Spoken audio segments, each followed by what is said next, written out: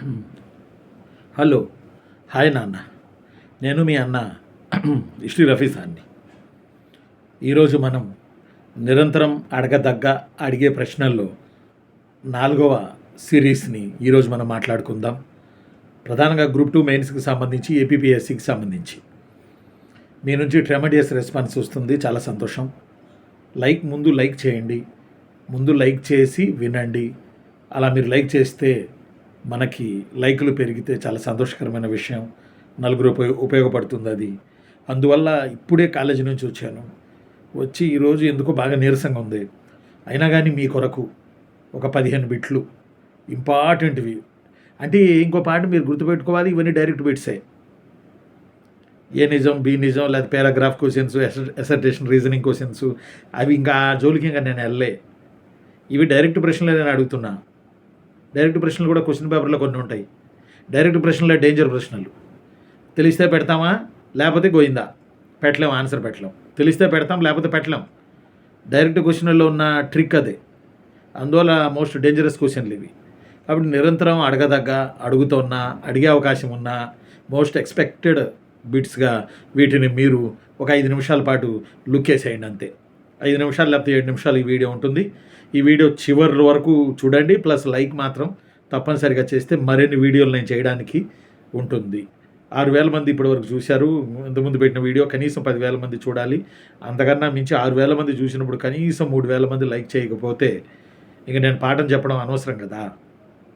ఒకసారి ఆలోచన చేయండి. ఒక్కసారి చెయ్యి ఇట్లా అనండి. జస్ట్ ఇట్లా అనండి చాలు. లైక్ అని సబ్స్క్రైబ్ చేసుకోండి, షేర్ చేయండి. మీ వెంట వరకు నడుస్తాను నేను అప్ టు ఎగ్జామ్ వరకు. సరే, ఈరోజు క్వశ్చన్లలో నిరంతరం అడుగుతున్న ప్రశ్నల్లో, అడిగే అవకాశాలు ఉన్న ప్రశ్నల్లో లవణ రాజు కళ, లవణ LAVANA, లవణ రాజు కళ, ఈ కావ్యాన్ని ఎవరు రాశారు? కావ్యం లేకపోతే గీతిక, లేకపోతే ఖండకావ్యం, ఖండగీతిక. ఇది ఎవరు రాశారు? గురజాడ అప్పారావు గారు, గుర్రం జాషువా గారు, గిడుగు రామ్మూర్తి గారు, కందుకూరి వీరేశలింగం పంతులు గారు. లవణ రాజు కళ, LAVANA, లవణ రాజు కళ. ఆన్సర్ వచ్చి చెప్పండి త్వరగా. గురజాడ అప్పారావు గారు, లవణ రాజు కళ. అలానే గురజాడ అప్పారావు గారు పుత్తడి బొమ్మ పూర్ణమ రాశారు. గురజాడ అప్పారావు గారు కన్యక రాశారు. గురజాడ అప్పారావు గారు ముత్యాల సరాలు రాశారు.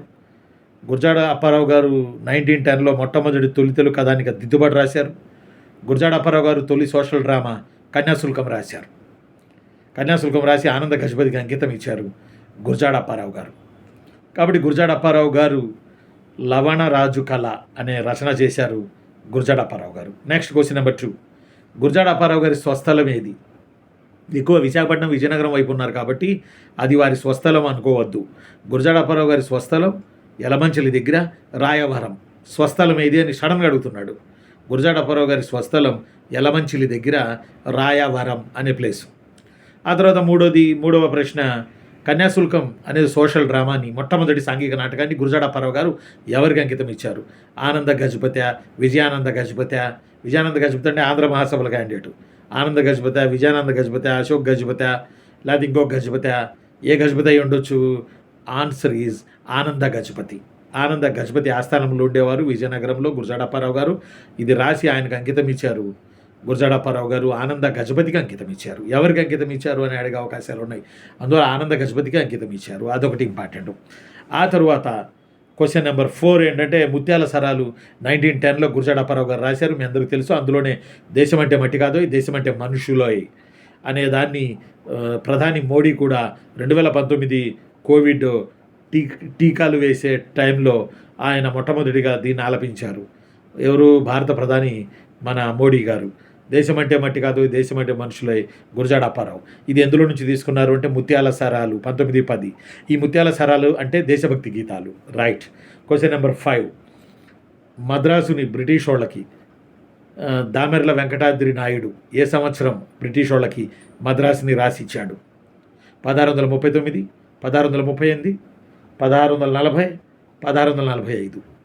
ఏ సంవత్సరంలో విజయనగర చివరి రాజా చంద్రగిరి రాజా 3వ వెంకటపతి వద్ద ఉన్న చంద్రగిరి గవర్నర్ దామెర్ల వెంకటాద్రి నాయుడు మద్రాసుని మచిలీపట్నం ఆంగ్ల కౌన్సిల్ సభ్యుడు ఫ్రాన్సిస్ డేకి రాసిచ్చిన సంవత్సరం?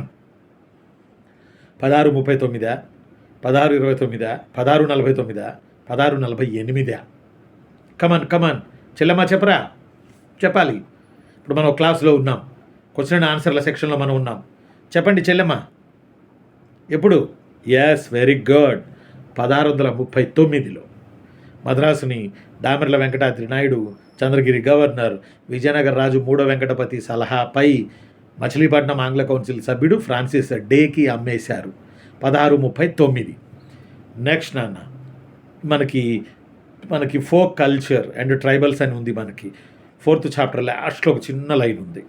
దానికి సంబంధించి మరికొన్ని ప్రశ్నలు. క్వశ్చన్ నెంబర్ 6 తీజ్ పండగ, TEEZ అనుకోండి. తీజ్ పండగను ఏ ట్రైబల్ చేస్తారు ఆంధ్రప్రదేశ్లో? చెంచులు, యానాదులు, ఎరుకలవారు, లంబాడీలు లేదా బంజారీలు లేదా సుగాలీలు. ఎవరు చేస్తారు తీజ్ పండగ? ఇది ఒకసారి అడిగాడు ప్రీవియస్లో మనకున్న సిలబస్లో. ఆ లాస్ట్లో folk culture and tribal culture అని ఇచ్చాడు. దాంట్లో ఒక్క ప్రశ్న పడే ఛాన్స్ ఉంది. ఆ ఒక్క ప్రశ్న ఇది ఎందుకు అవ్వకూడదు? తీజ్, TEEZ అనే పండుగను పంటలు చేతికి వచ్చే సమయంలో లంబాడీ సోదరులు చేస్తారు తీజ్ పండగను. రైట్. ఆ తర్వాత బుర్రకథ. Question number 7. బుర్రకథ పితామహుడి క్రింది వారిలో ఎవరు? బుర్రకథలో 3 ఉంటారు. తానా అంటే తందానా అంటారు. మధ్యలో ముఖ్యమైన వ్యక్తి ఉంటాడు. మన ఆంధ్రప్రదేశ్లో బుర్రకథ పితామహుడు ఎవరు? షేక్ నాజర్. గుర్తుపెట్టుకోవాలి. బుర్రకథ పితామహులు షేక్ నాజర్ ఫ్రమ్ పొన్నపల్లి, అమరావతి. నూతన రాజధాని అమరావతి దగ్గర ఉంది పొన్నపల్లి అనే ఊరు. ఆ ఊరికి చెందిన వ్యక్తి షేక్ నాజర్. బుర్రకథ పితామహులు ఈయన. అలానే ఇన్ ది సేమ్ వే హరికథ పితామహులు ఎవరు? ఆన్సర్ పెట్టండి, కింద కామెంట్లో పెట్టండి. స్పీడ్గా పెట్టాలి, నేను స్టార్ట్ చేయబోయే ముందులోపు పెట్టేయాలి.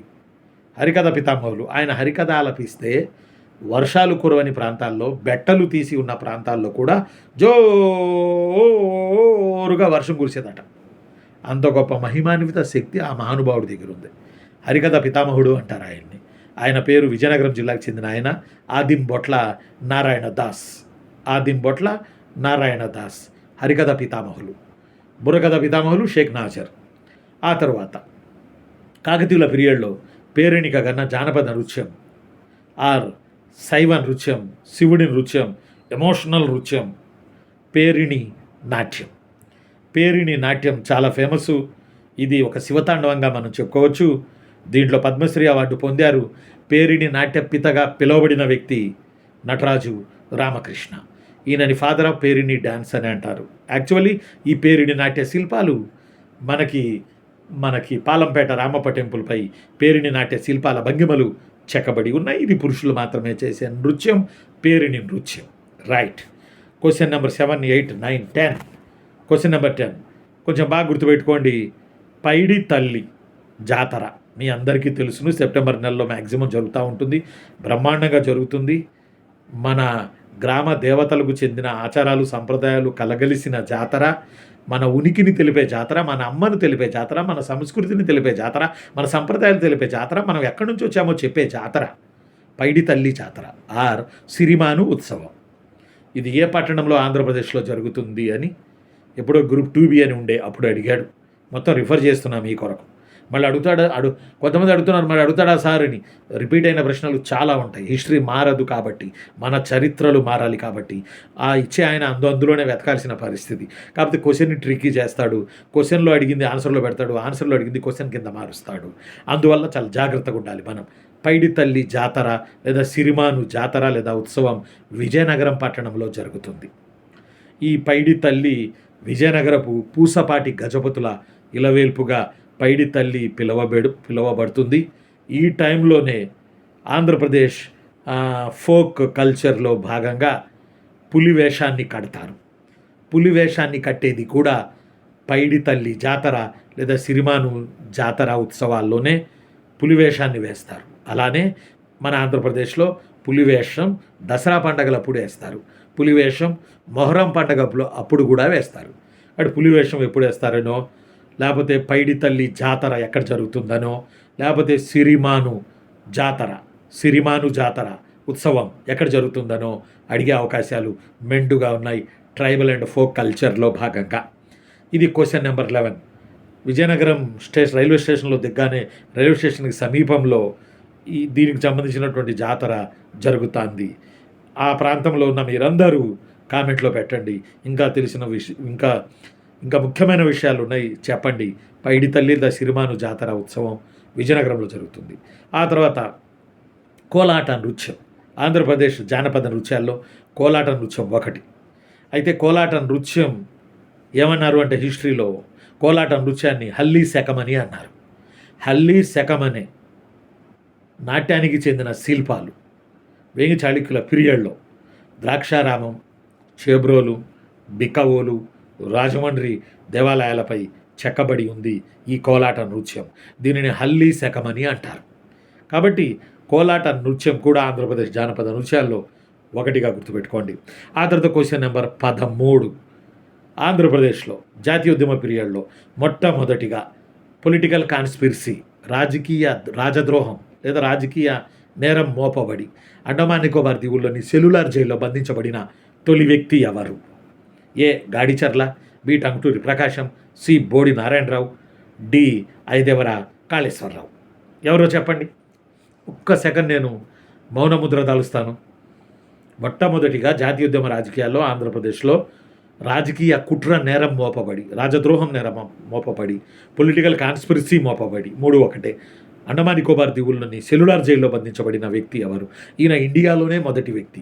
ఆయన ఎవరు? ఆన్సర్ ఎవరు? టంగుటూరి ప్రకాశమా, గాడిచర్ల హరిసర్వోత్తమరావా, ఐదేవర కాళేశ్వరరావా, బోడి నారాయణరావా? ఎవరు నాన్న?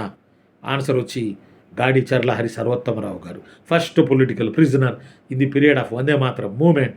After that Britishers arrested and he stayed cellular jail in Andaman Nicobar islands known as Kalapani jail. గుర్తుపెట్టుకోవాలి. ఆ తర్వాత న్యూ ఇండియా, కామన్ వీల్ కాదు, వీల్ అంటే చక్రం, విల్ అంటే కామన్ విల్ అంటే పవర్, బ్రిటిష్ వాళ్ళని పగలగొట్టే పవర్. కాబట్టి common will and new India ఈ పత్రికలు ఎవరివి? ఏ ఉద్యమ కాలంలో బాగా పేరుగాంచాయి? అనిబిసెంట్ హోమ్ రూల్ ఉద్యమ కాలంలో. రైట్. ఆ తర్వాత లాస్ట్ క్వశ్చన్ 15వ క్వశ్చన్. ఈ 15వ క్వశ్చన్ ఏంటంటే గుంటూరు నుండి, కొంచెం బాగా గుర్తుపెట్టుకోండి, చిన్న స్పెట్స్ పెడతాను. గుంటూరు నుండి క్రింది వారిలో హిందూ పత్రికలో తెలుగు ప్రజల ప్రస్తుత పరిస్థితిపై అనేక వ్యాసాలు రాసింది ఎవరు? In the period of Andhra రాష్ట్ర మూమెంట్ పీరియడ్లో. ఏ 1 గురునాథం, 2 సీతారామ శాస్త్రి, 3 శేషగిరి, 4 రాజగోపాల్. శేషగిరి అనే మనిషే లేడు ఆంధ్ర ఉద్యమం కాలంలో, రాజగోపాల్ అనే మనిషే లేడు ఆంధ్ర ఉద్యమ కాలంలో, సీతారామ శాస్త్రి ఉన్నారు లైటుగా. గురునాథం అంటే ఎవరు అనుకున్నారు? జొన్నవిత్తుల గురునాథం. ఈయన దేశాభిమాని పత్రికలో ఈయన, ఆ తర్వాత ఉన్నవ లక్ష్మీనారాయణ వీళ్ళందరూ కలిసి మ్యాప్ గీశారు ఆంధ్ర రాష్ట్రం ఏర్పడితే ఎలా ఉంటుంది అనేది. మీకు డీటెయిల్గా చెప్పాను ప్రీవియస్ క్లాసెస్లో, ఈ విజిబుల్ వరల్డ్లో. కాబట్టి రఫీసార్ యూనివర్స్లో. కాబట్టి గురునాథం, జొన్నవిత్తుల గురునాథం ఆన్సర్. ఈయన తెలుగు ప్రజల ప్రస్తుత పరిస్థితి అని ఆంగ్లంలో హిందూ పత్రికలో ఈయన వ్యాసాలు రాయడం వల్ల ప్రజల్లో చైతన్యవంతం మరంతయ్యారు. ఆ 16వ క్వశ్చన్ బోనస్గా చెప్తాను. చెప్పబోయాం 15 అనుకున్నాను, 16 కూడా చెప్తే బాగుంటుంది, పేణం ఆగట్లా. చిన్న లైక్ చేయండి, ఇప్పుడే చిన్న లైక్ చేయండి, సబ్స్క్రైబ్ చేయండి, ఏమంటాం దాన్ని మనం షేర్ చేయండి. మనతో పాటు 10 మందికి ఉపయోగపడుతుంది. డోంట్ వర్రీ, ఎవరి ప్రయత్నం వారిదే, ఎవరి కష్టం వారిదే. కాబట్టి 16వ ప్రశ్న లైక్ చేశారు కదా, ఒక్కసారి ఇలా అనండి. అన్నారా? గుడ్. ఇప్పుడు 16 చెప్తున్నా, ఈరోజు చెప్పకూడదు అనుకున్నా, నెక్స్ట్ బంచ్లో చెబుదాం అనుకున్నా, కానీ మనసో పట్ల. ఇదేంటంటే దేశాభిమాని పత్రిక ఏ ఉద్యమ కాలంలో పేరుగాంచింది? ఆంధ్ర ఉద్యమం, విశాలాంధ్ర ఉద్యమం, వందేమాతర ఉద్యమం, హోమ్ రూల్ ఉద్యమం. దేశాభిమాని పత్రిక ఆంధ్ర ఉద్యమం, ఆంధ్ర రాష్ట్ర ఉద్యమం, వందేమాతర ఉద్యమం, విశాలాంధ్ర ఉద్యమం, లేకపోతే హోమ్ రూల్ ఉద్యమం. చెప్పాలి. 15 నిమిషాలు అయిపోతుంది వీడియో. చెప్పాలి. ఎక్కువ చేద్దామన్నా మీరు చూడరు, అందువల్ల 15 నిమిషాల్లో కన్నా ఎక్కువ చూడరు. మీరు చూస్తే ఏముంది, అరగంట కూడా చేస్తా, కానీ మీరు చూడరు. సీరియస్ ఆస్పిరెంట్స్ చూస్తున్నారనుకోండి, మిగతా వాళ్ళు కూడా చూడాలి, సీరియస్గా ప్రిపేర్ అయ్యే వాళ్ళందరూ. దేశాభిమాని ఆంధ్ర రాష్ట్ర ఉద్యమంలో కీలక పాత్ర పోషించిన పత్రిక జొన్నవిత్తుల గురునాథం ఆంధ్ర మ్యాప్ గీసింది. దేశీ మాత హోమ్ రూల్ ఉద్యమ కాలంలో బాగా ప్రాచుర్యం పొందింది. దేశీ మాత పత్రిక ఆయన మన దేశీ మాతా పత్రిక మన చిలకమర్తి గాడిచర్ల ఇద్దరు కలిసి కంపోజ్ చేసి నడిపేవాళ్ళు. కాబట్టి 16 క్వశ్చన్ కూడా చెప్పేశాను. నెక్స్ట్ 15 క్వశ్చన్లు నెక్స్ట్ ఎపిసోడ్లో మనం తెలుసుకుందాం. ఉండనా మరి. నేను మీ అన్న హిస్టరీ రఫీసాన్ని చాలా ఒక సైంటిస్ట్ లాగా ఆలోచించి గురి కొట్టి ఇవి తగలాలి పిల్లలకి అనే ఒక కోణంలో స్టార్ట్ కెమెరా యాక్షన్ అన్నట్టుగా ఆలోచన చేసి విజ్ఞతతో ఇవి మీకు నేను చెప్పడం జరుగుతుంది. ఎట్లా పడితే అట్ట ఏదో 15 చెప్పాంలే దులిపేసాంలే పోనీలే. No, this is history Rafi sir, మీ కొరకు నిలబడే మనిషి. ఎస్, మరి నెక్స్ట్ ఎపిసోడ్లో మరో 15 మనం చూద్దాం. నిరంతరం అడుగుతున్న ప్రశ్నలు, అడగదగ్గ ప్రశ్నలు, రాగలిగిన ప్రశ్నలు ఈ వీడియో మీకోసమే. తీసుకోండి, ప్రిపేర్ అవ్వండి. మీరు ఒకసారి చూసుకోండి. మొన్న ఒకరు పెట్టారు, సార్ మీరు చెప్పిన వాటిలో చాలా వరకు నేను చేశాను అని. మరొకరు పెట్టారు, మొత్తం నాకు తెలుస్తారని. కంగ్రాచులేషన్స్. తెలియకపోతే ప్రమాద గంటికలు మోగుతాయి. ఇప్పుడు నేను చెప్పిన తెలియకపోతే ఇంకొంచెం జోర్ లగాకర్ చదవాలి. ఉంటాను రా. నేను మీ అన్న హిస్టరీ రఫీ సార్ని. ఆకలి అవుతుంది, తింటానేక. ఓకే అమ్మా, ఓకే రా నాన్న, బాయ్ రా, లైక్ చేయండి రా. Thank you very much.